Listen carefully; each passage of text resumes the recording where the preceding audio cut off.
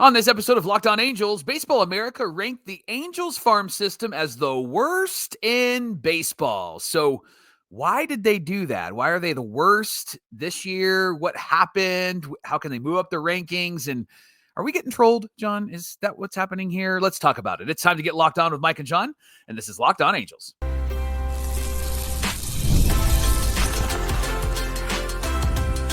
You are Locked On Angels, your daily Los Angeles Angels podcast. Part of the Locked On Podcast Network, your team every day. Thanks for making Locked On Angels your first listen of the day. You can find us anywhere you get your podcasts, including Apple Podcasts, Spotify, and SiriusXM by searching Locked On Angels. And if you'd like to give back to the Super Halo Bros for all the Super Halo content, here's some things that you can do. Leave us a rate and a review on Apple Podcasts. If you're watching on YouTube, hit that thumbs up button. And if you're not subscribed already, please subscribe and become a Locked On everydayer. And whether you're watching or listening, come over to YouTube and leave a comment. It's one of the best ways to get in touch with us and be a part of the conversation. And this episode of Locked On Angels is brought to you by FanDuel. Right now, new customers can get $150 in bonus bets if your first $5 bet wins. Download the app or visit FanDuel.com to get started. Happy Friday to you, and thanks for being here for this episode of Locked On Angels, where it's your team every day. You've got the First Brothers here with you, a.k.a. the Super Halo Bros. My name is John, and that's my brother Mike. And my name is Mike, and that's my brother John. Hey, we're back to 5 days a week as we enter our fourth season as the host of Locked On Angels, talking Angels baseball with you Monday through Friday, every single weekday. Hold on, Mike. I just want to make sure. Scrolling. I just want to make sure there's no breaking news. Can we actually do this episode? We've had to push it off like 18 times because of all the news that's come out this week. No, we're actually getting into this conversation today. Baseball America ranked the Halos dead last in the prospect rankings, and not today as in today they did it. They did it last week. We're talking about that today. Why did they do that? We're going to answer that and compare the Angel system to other great systems in baseball. But Mike, get us started by kind of resetting the conversation for us. Yeah, the Angels minor league system ranked 30th out of 30 farm teams by Baseball America. John, they were ranked 30th by The Athletic, and ESPN, I guess, likes us. They were ranked 28th, according to ESPN. So here's what Baseball America said about the Halos. They said the Angels regularly hover near the bottom of the rankings. Some of that is because the organization calls up players like Zach Neto and Nolan Shonowell much earlier than other organizations. Now, John, they made another statement, but I want to save that for our last segment. So we'll get to that in our last segment. But here's where Baseball America ranked the Halos over the last 6 years. 2020, they were ranked 16th. 2021, they were ranked 23rd. 2022, they were ranked 29th. 2023, they were ranked 25th.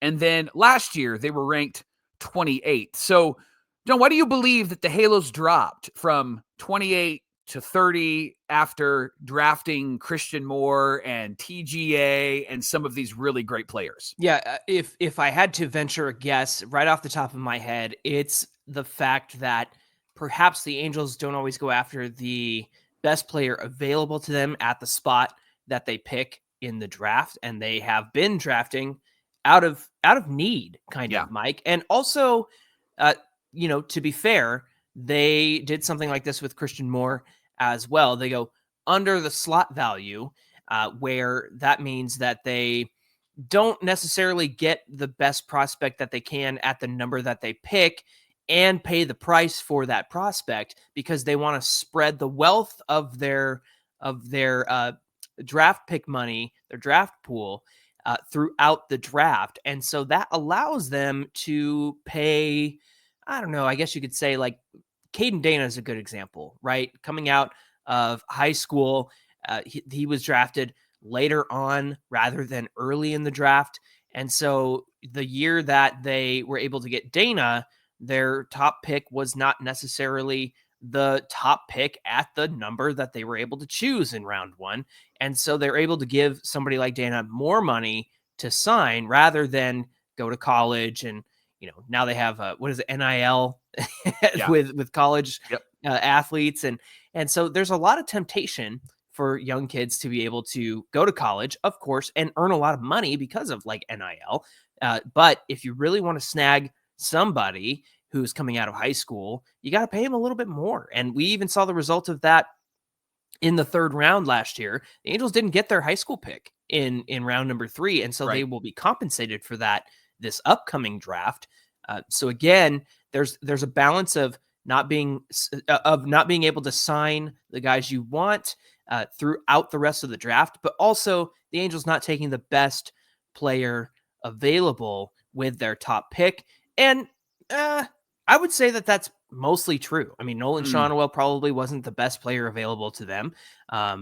Certainly Christian Moore was another one of those instances where, yeah, he's going to be a great player, no doubt, and I'm excited to watch him play, but probably not the best player available to him. I will say that Keith Law, who does the athletic rankings, has never really been friendly to the Angels, and also was probably one of the few guys who does these draft rankings who was really down on Christian Moore. And I did see a comment somewhere that said that's because he went to see him play and there was another prospect he was looking at, and the weekend that he went to go watch, he had a terrible weekend. Christian Moore did. And so it seems like that put a bad taste in Keith Law's mouth. But you also have to look at the fact that Baseball America ranked them 30th and ESPN ranked them 28th. It's not just Keith Law putting this on the Angels. It's all of the ranking systems. To get back to the point, why do they drop from 28 to 30? I think it's a lack of choosing the best player available and using the money that they would spend to get that first pick and kind of spreading it out over the next couple of draft picks. Here's another note about why they're ranked so low, and scouts have talked about this. Baseball people have talked about this. It's not just about their top prospects.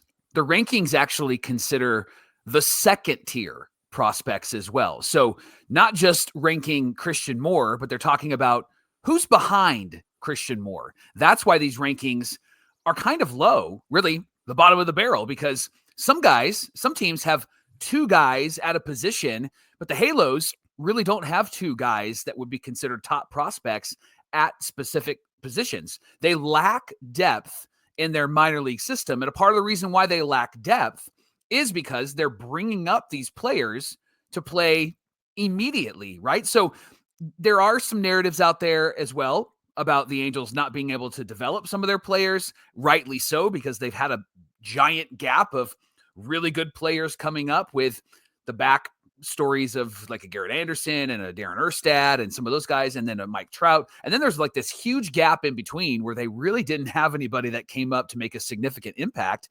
The part of that was because they were signing free agents and had qualifying offers and lost some draft picks. But there's also that narrative about like, can they really develop somebody? And that is a right narrative.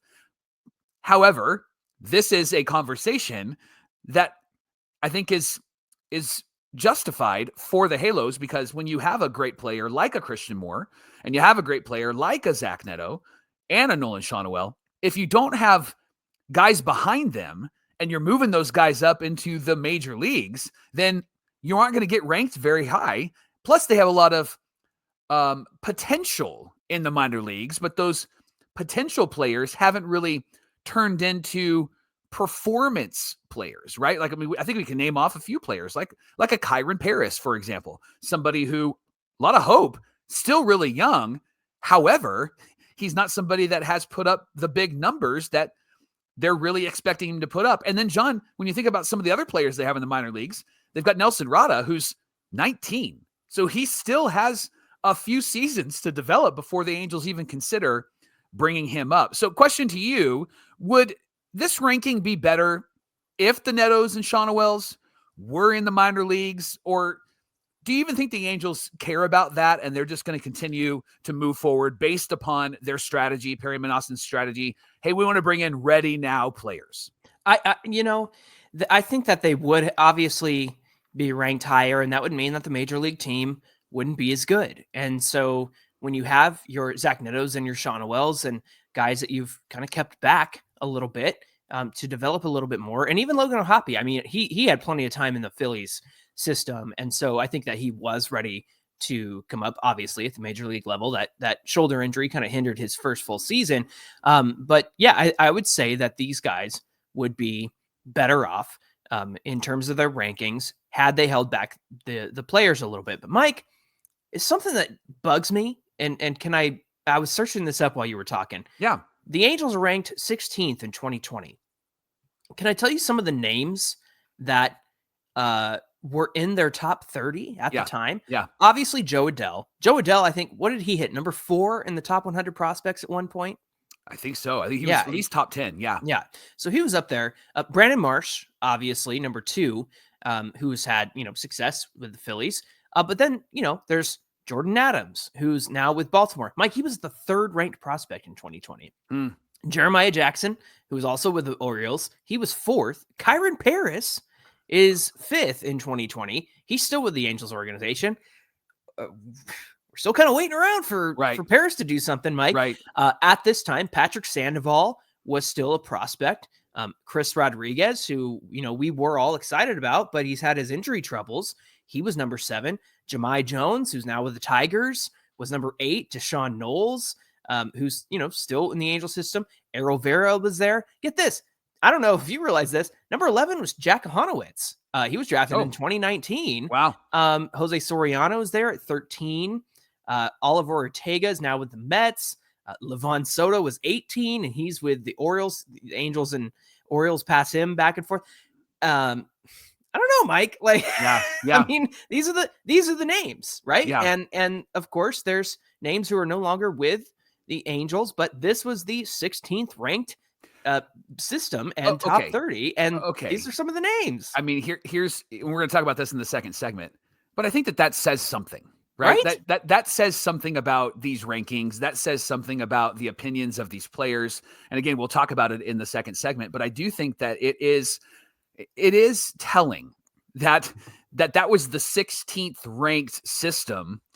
And one of those, 2 of those players that you mentioned, 3 of those players that you mentioned are on the precipice of making an impact on this Angel team. Joe Adell has had more of an impact. Hanowitz could potentially have an impact. Jose Soriano is having an impact, maybe have a greater impact. But after that, who are they? Right? It's honestly fleeting, right? It's the names that people know. Joe Adell, Marsh, Patrick Sandoval, Jack Hanowitz is familiar to Angel fans. And then Jared Walsh is there at 23. And Jared Walsh, he did come up in 2020, and then 2021 he was our starting first baseman. So that helps a lot in terms of the rankings because he was a successful major leaguer. But yeah, I mean, you're right. Like there's a lot of names here that I'm like, who? And I see where they're at now. A lot of these guys are not necessarily in the Angel system anymore, but man, it's funny to look back at these top 20 or top 30 players from 2020. And yeah, you're right. I get it. Like I get that, the Angels do things that don't necessarily help their cause when it comes to being ranked highly.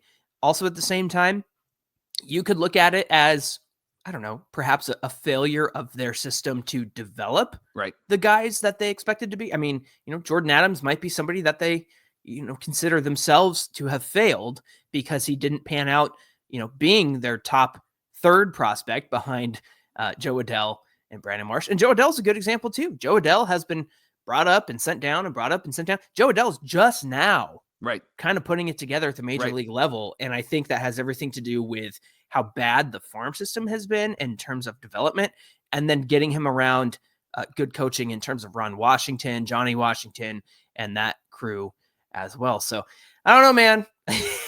Looking at 2020, it makes me go, okay, everybody's got an opinion, I guess. But thanks for making Locked On Angels your first listen of the day. Coming up on the show, when we come back and talk about this conversation, what's the difference between like the Halos minor league system and somebody like the Dodgers minor league system? We've got some thoughts there, and we're going to share those with you in just a minute. Today's show is brought to you by FanDuel. When the game tips off, the NBA action is just getting started, and there's no better place to get in on all of that action with FanDuel, America's #1 sportsbook. With FanDuel, you can place live bets throughout the game. So even if you miss the opening tip-off or you want to bet on the fourth quarter comeback, you can. You can stay in the action. And if you're looking for a bigger payout, you can even combine your bets into a same-game parlay. FanDuel's live betting feature allows you to stay in the game, even if you're not rooting for your favorite team. If there's a late game rally, or maybe there's a player that you want to pick up, maybe he's going to hit that clutch 3 for you. You can do all of that right on the app. So easy to use. And when you win, you get paid instantly. And right now, if you're a new customer to FanDuel, you get $150 in bonus bets if your first $5 bet wins. And it's going to win because you're a smart bettor. You know sports. So visit FanDuel.com to join the day. Again, FanDuel.com for your shot at $150 in bonus bets. Make every moment more with FanDuel, the official sports betting partner of the NBA.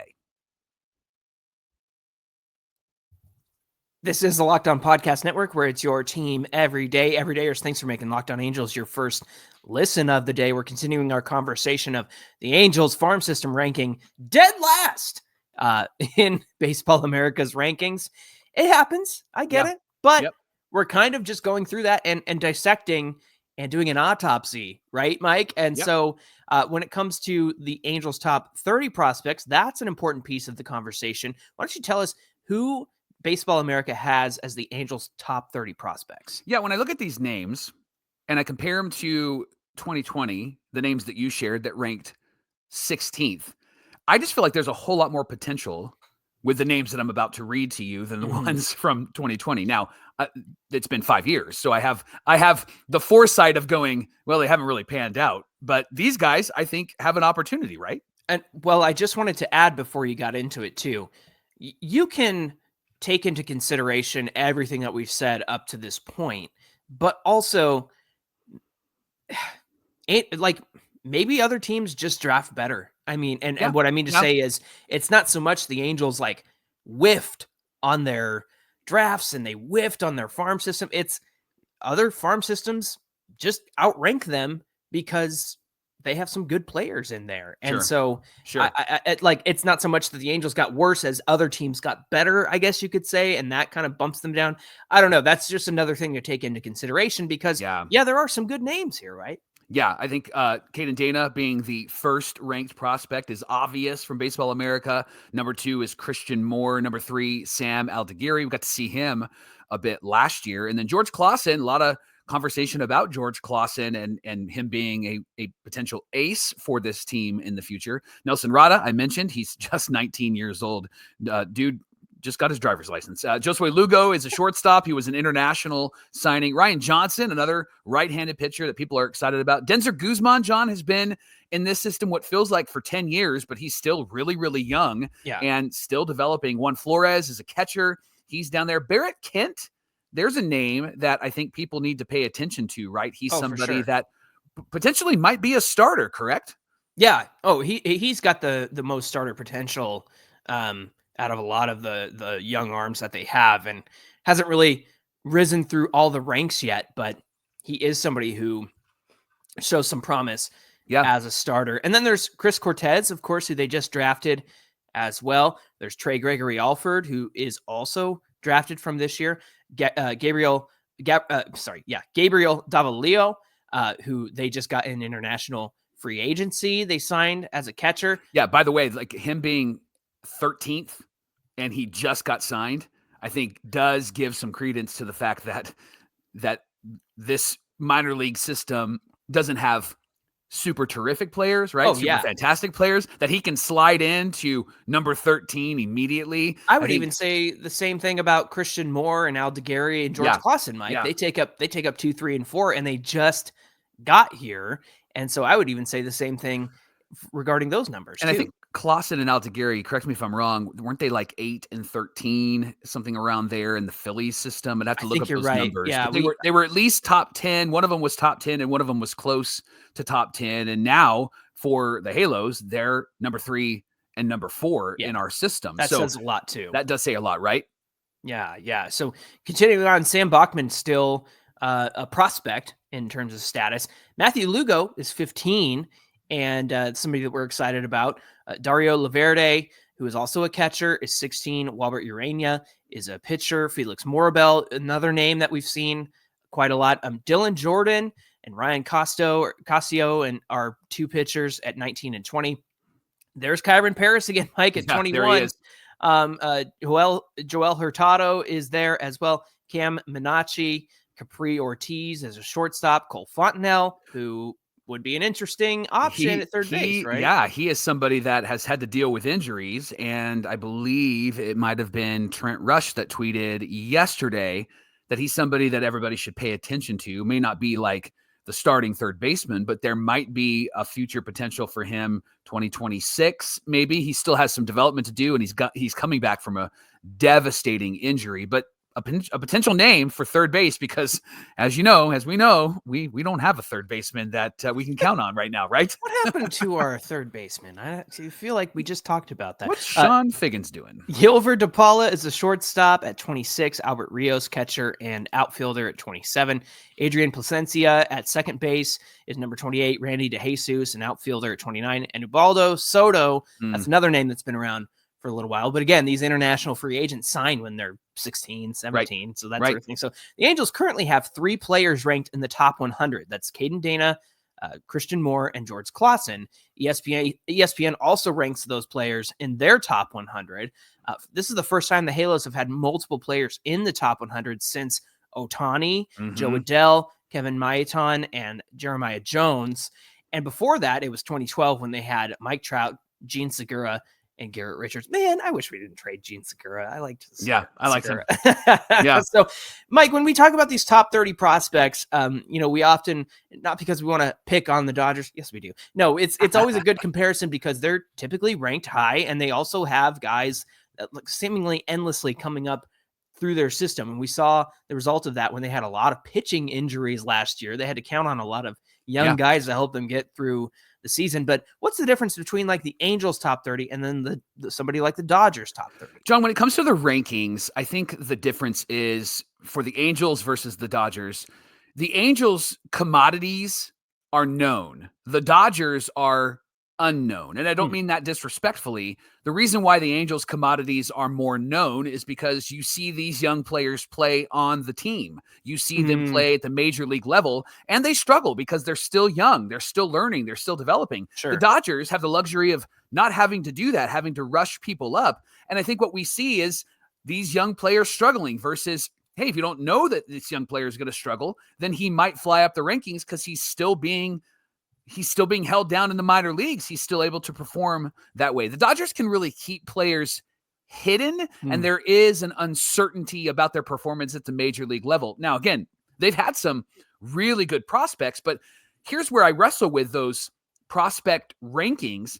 The Dodgers, when they traded for Mookie Betts, all of the players that they traded for to the Red Sox are not on the Red Sox anymore, and none of them really panned out as fantastic players. And so I think that's the benefit for the Dodgers currently, is that they can get a great ranking because they're not rushing these players to the major league level. And you really don't know what these guys can bring. They have a lot of potential, but you're not sure of what their performance is going to be, versus the Angels. You've seen Kyron Paris and Jordan Adams at the major league level. You've seen Jack Kahanowitz come up, and they've been up there out of necessity, partly because last couple of years they were trying to win with Otani, and then last year because we just had a ton of injuries and they're having to bring them up. And I think it's going to be that same narrative this year and potentially in 2026. I do think that they'll be better because these guys have had a bit more time. But with the Dodgers prospects, you just don't need to do that. And so it's almost like fool's gold in a sense, right? Like I can trade this guy because he's got a lot of potential. We just don't know what he can do at the major league level. That's the benefit of being a winning team and getting players to come to your team and not having to rush up your prospects. Well, and let's not discount the fact that, again, Angels player development has been severely lacking over the last 10 plus years. Agreed. They have that new renovation down in Tempe, and I saw CJ Wilson reply and go, man, that would have been nice 15 years ago when I was there, And so I thought that was funny. But all that to say, the Angels have been lacking in player development. And so it does kind of bring up a necessity to rush them to the majors. But also, Mike, that's why they draft college guys. Yeah. And that's why they draft ready now players, because I think it's an indictment on their previous player development. Perry Manassian looked around and said, wow, we have nothing. And since we have nothing, let's count on the fact that college systems have better player development than this Angels organization currently has. And I think Perry if you had to elbow him a couple times, I think that's exactly what Perry Manassian would say in so many words. And that's why he's done what he's done. Now, does that benefit the team at the minor league level? Not always, because these guys usually get rushed up to the majors. But I've said it before, the Angels are playing catch up. They're making up for lost time in the years that they didn't have player development. And they're making up for lost time with the fact that they haven't drafted well, and that their guys that they drafted from, I don't know, 2015 onward should have been in the majors by now, Right. and performing very well. So the Angels are behind the eight ball in that regard, but also at the same time, I think it's really all you can do to try to make up for that lost ground.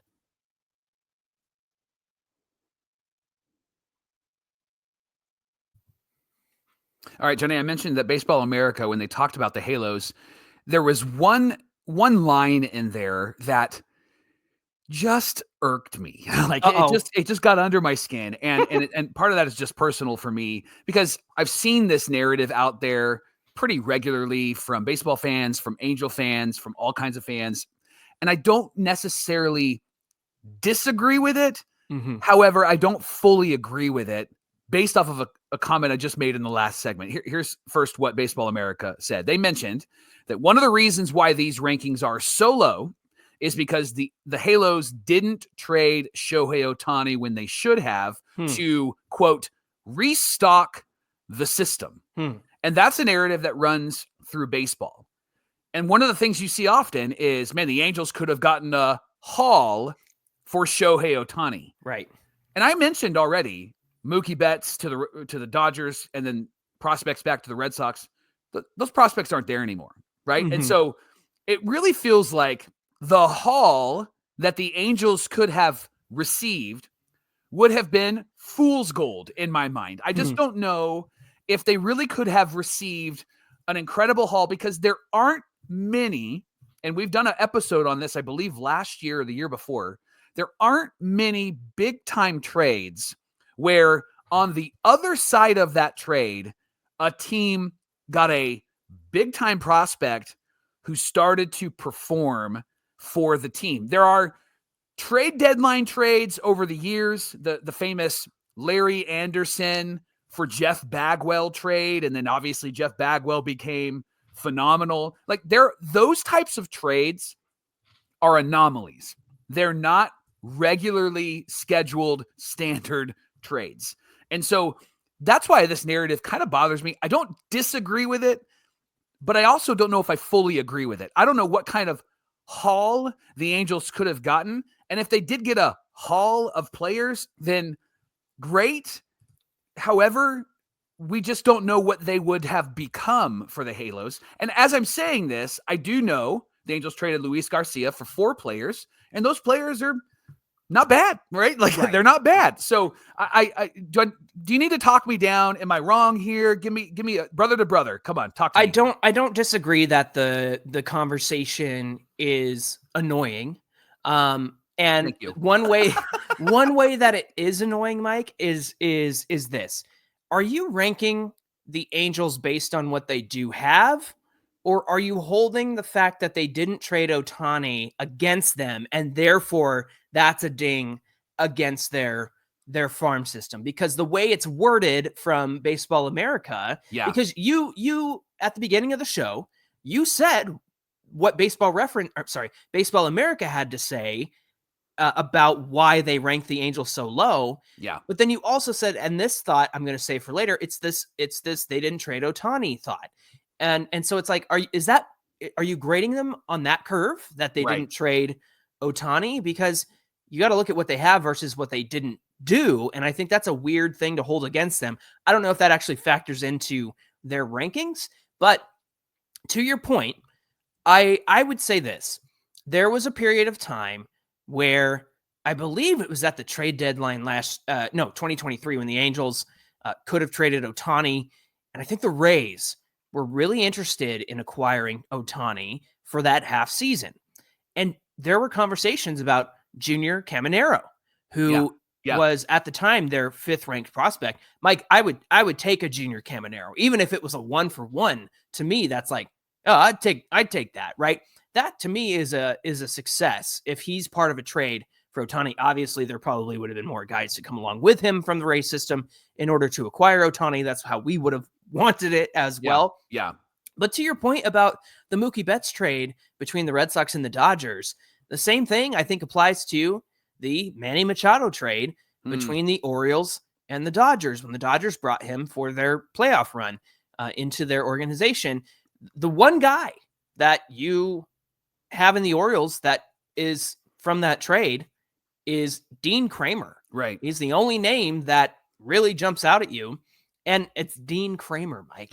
He's not the best lighting up the world in terms of a pitcher. And so again, you just never know.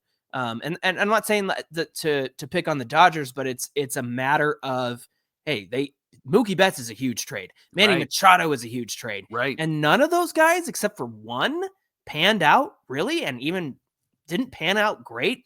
And so I think the frustrating part about this conversation of the Angels could have had a haul of prospects. Yeah, a haul is quantity. It doesn't necessarily mean quantity. Now, quality. Are the Angels in a position? Quality. Yeah. Are the Angels in a position where they could have used quantity? 110,000%. Yes. Sure. And so the Otani trade and the Otani deal would have made sense at 2023's deadline, maybe even more enticing in 2022. They didn't do it. We know that, and we know why they didn't do it. At the same time, there's just no guarantees in baseball. We can revisit that conversation if you want. We saw that episode up of, hey, here's all the big blockbuster trades and what they yielded. And gosh, Mike, I want to say like maybe 3 were viable players out of 16, 20, people who got moved around in that conversation we had. So yes, if they are holding this against the Angels and grading their farm system based on the fact that they didn't trade Ohtani, I think that's unfair. I would rather them see this farm system for who they do have and the quality that they do have. It is odd to me that they have fallen since last year when I think they're in a much better position. Absolutely. And you know what is frustrating to me is a conversation about Edgar Caro, who we traded to the White Sox when we were trying to go all in at the deadline. Nobody knew who Edgar Caro was. Right. But then everybody was frustrated and mad that we traded Edgar Caro. And it was like, did you even know who he was before this trade deadline? And so, and that seems to come back to bite the Angels as well. I don't know, man. I just think that I'm just going to pay attention to who we have in the system. I'm going to lean on guys who follow the system very closely, like our buddy Jared Timms over at Talkin' Halos. I'm just going to trust their judgment. And I'm going to continue to root for the guys and be excited for the guys that we have in the prospect pipeline. Hey, thanks for making Locked On Angels your first listen of the day. Now for your second listen, check out Locked On MLB. Our friend Soli is going to talk about the league overall. So if you want to hear about other teams, he's one of the places that you want to go and listen to. You can find his show on YouTube or wherever you get your podcasts. Did we get through it? No news? No breaking news? We get to actually post this episode? I haven't checked my phone. Hey, give us a follow on Twitter at Locked On Angels and at Super Halo Bros on Twitter and Instagram. Whether you're watching or listening, come on over to YouTube, get in the comments section. It's the best way to get in touch with us. Mike, what do we have on deck on Monday's show when we come back after the weekend? Yeah, we're getting ready close to spring training games. So, John, let's look at that non-roster invitee list. Cole Fontenelle is on that, and there are some other names that are on that I think are names that we should pay attention to. Here's what we're going to do on Monday. We're going to figure out which of those guys might actually make the team, might actually be on the 40-man, which means that you have to DFA Suarez, which I'm okay with. We'll talk about that on Monday on Locked On Angels. Same. All right, friends. We hope you have a great weekend. Until then, my name is John, and that's my brother Mike. And my name is Mike, and that's my brother John. Thanks for being here with us, and we'll see you back here on Monday. They should have traded Otani because even if they didn't get anybody great, they could still get somebody in the minor league system, and they could have it filled up, and they could be so good. Wow! That was